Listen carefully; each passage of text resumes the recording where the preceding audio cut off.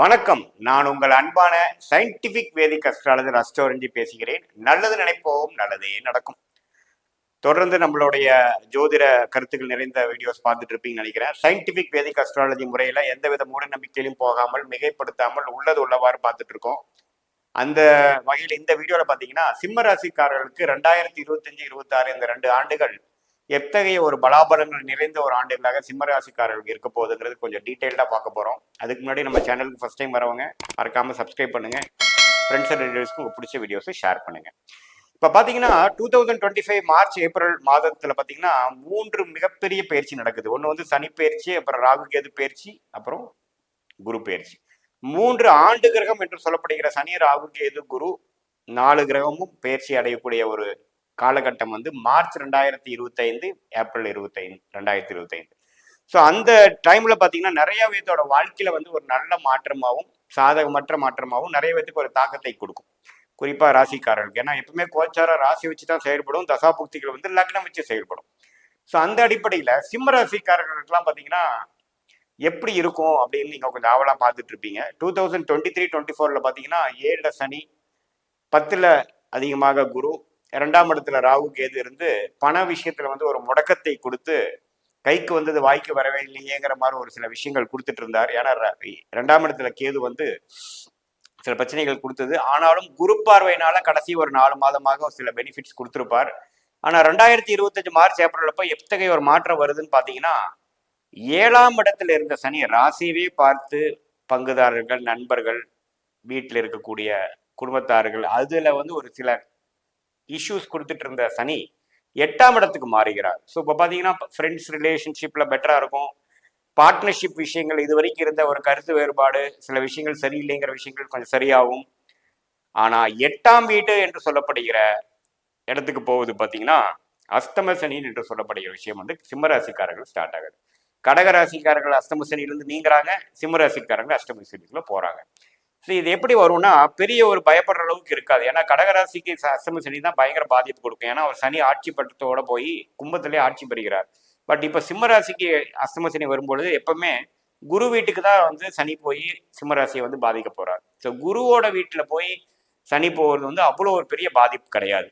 சனி ஆட்சி பலத்தோடு இருந்து கடகராசி கொடுக்கக்கூடிய பாதிப்பு கம்பேர் பண்றப்போ ஒரு பாதி தான், 50% தான் பாதிப்பு இருக்குங்கிறது தான் வந்து ஜோதிட கருத்து. ஸோ அந்த அடிப்படையில் சிம்மராசிக்காரங்க ரொம்ப பயப்பட வேண்டாம். என்னடா அஷ்டம சனிக்குள்ள போகிறோமா, என்னென்ன ஆக போகுது, ஆல்ரெடி இப்போவே சில பிரச்சனைகள் இருக்கு, இன்னுமே பிரச்சனை அதிகமான தாங்க முடியாது அப்படிங்கிற மாதிரிலாம் நீங்கள் பயப்படுவீங்க. தேவையில்லை. எது மாதிரி ஒரு மாற்றத்தை கொடுக்குங்கிறது நான் சொல்கிறேன் பாருங்க. குரு பார்த்தீங்கன்னா அதே சமயத்தில் 10ல் இருக்கக்கூடிய குரு 11ஆம் இடத்துக்கு மாறுறது அருமையான விஷயம். ஸோ அதில் 11ஆம் இடத்துக்கு போய் 7ஆம் இடத்துக்கு ராகு மாறாரு பாருங்க, ராகு பார்க்க போறாரு. ஸோ பங்குதாரர் மூலமாக வெளிநாட்டுக்காரர்களோட சில நீங்க யாரோட வந்து அசோசியேட் ஆயிருக்கீங்க பிசினஸ்ல அப்படிங்கிறவங்களோட நல்ல லாபங்கள் வரும், ஒரு அருமையான ஒரு பிராப்தங்கள் கிடைக்கும். அதே சமயத்துல பாத்தீங்கன்னா 8ஆம் இடத்து சனி உங்களுக்கு என்ன கொடுக்கும் அப்படின்னா சில மறைமுகமான சில இன்கம்ஸ் கொடுக்க ட்ரை பண்ணுவார். ஹெல்த் இஷ்யூஸ் கொஞ்சம் போயிட்டு இருக்கிறவங்களாம் கொஞ்சம் ட்ரீட்மெண்ட் எடுத்து அதுக்கு வேணுங்கிற தெரப்பி எடுத்து அதுக்கு வேணுங்கிற சில ஆப்ரேஷன் சர்ஜரி தேவை அப்படின்னா அது பண்ணிக்கக்கூடிய அமைப்புகள் உண்டு. நிறைய டிராவலிங் கொடுப்பார்.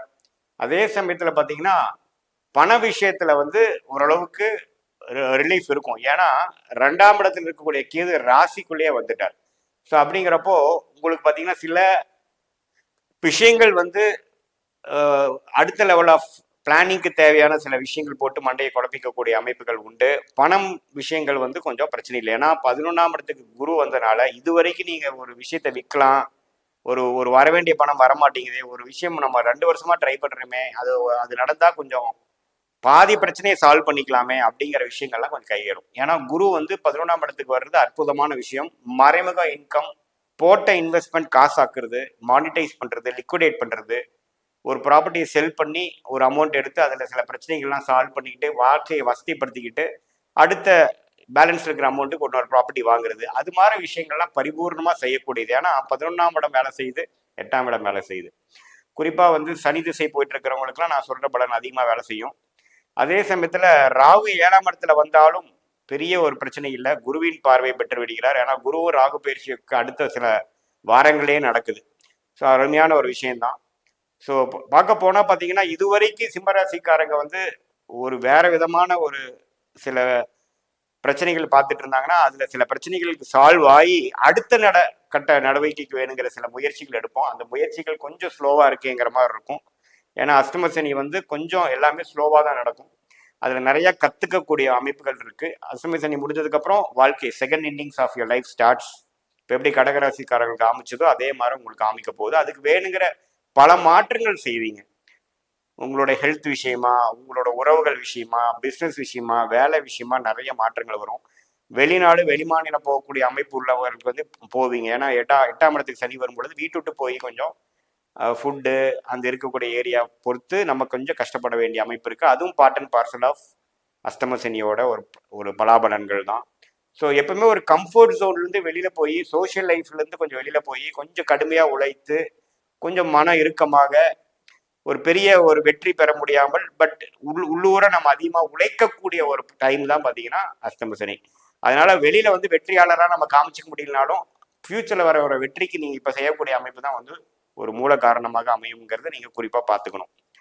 ஸோ எல்லாமே வந்து மாற்றங்கள் நிறைந்தது தான் வாழ்க்கை. அதுல இந்த 4 கிரகங்கள் மாற்றம் வந்து சில விஷயங்கள் நல்ல ஒரு பெனிஃபிட் கொடுத்து வரவேண்டிய பணம் வந்து அது மூலமா இன்வெஸ்ட் பண்ணி அடுத்த லெவல் போகக்கூடிய அமைப்புகள் கண்டிப்பாக உண்டு. அதே சமயத்துல இப்போ சில எடுக்கக்கூடிய முயற்சிகள்ல கொஞ்சம் ஸ்டக் ஆகி போன வருஷம் ஆகக்கூடிய பிஸ்னஸ் ஆகலையே, கொஞ்சம் வந்து ட்ரையா இருக்கு, கொஞ்சம் வந்து வருமானம் குறையுது, கொஞ்சம் டைட் ஆகிற மாதிரி கொடுப்பார். ஏன்னா நம்ம அபிவிருத்தி பண்ணணுங்கிற மாதிரி எண்ணங்கள் வந்து சில இன்வெஸ்ட்மெண்ட்ஸ்லாம் கொஞ்சம் சுபவிரயமா செய்வோம். ஆனா நம்ம என்ன சொல்றோம்னா முக்கியமான சில முடிவுகள், முக்கியமான இன்வெஸ்ட்மெண்ட் இந்த டைம்ல பண்ணக்கூடாது. ஏன்னா நீங்க நினைக்கிற வேகத்துல அது ரிட்டர்ன்ஸ் வராது.